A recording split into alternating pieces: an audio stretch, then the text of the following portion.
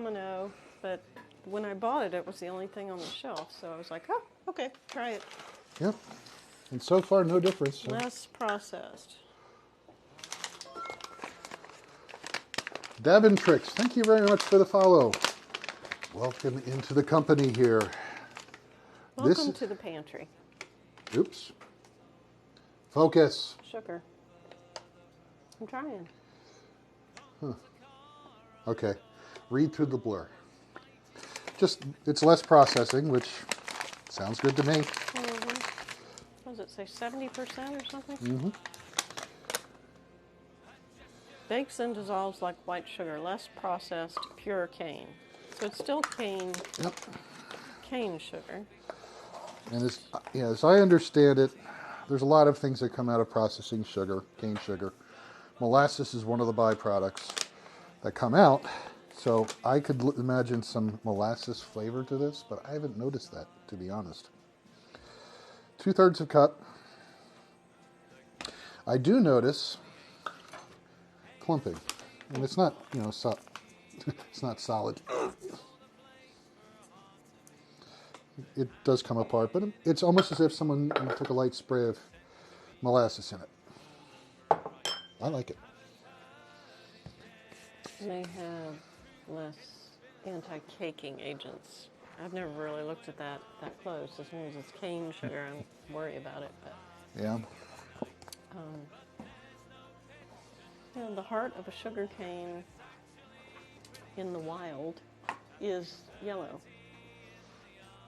So maybe they bleach it in some way to whiten it when it's white sugar. Well, the whole and process. they just skip that step. Maybe. I think the whole process of processing cane sugar is a sort of a heating process to get it out. I don't know. Yeah. I don't know.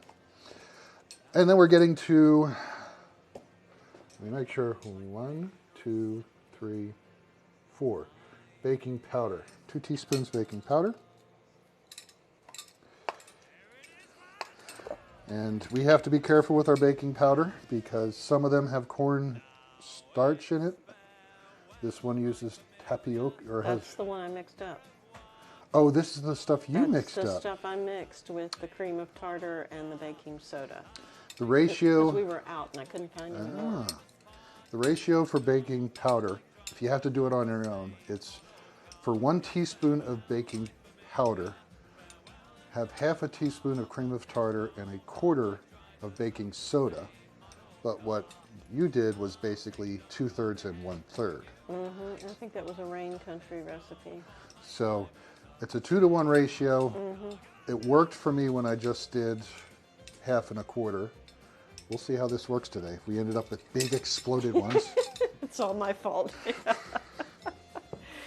We'll see if it explodes. Like the fire. It takes a while and then boom. 2. Okay, cool.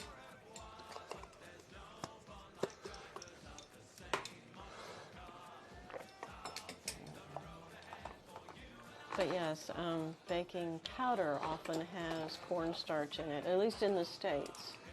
It often has the cornstarch in there as a, I don't know if it's a filler or just an anti-caking or why it's there, but it's often there. And 1/2 of baking soda. And the one thing I always remember about this is use-by dates are important. Do not use the baking soda out of your fridge or you will hate it. Yeah, it gets all those Yep. flavors in it. So yeah, it does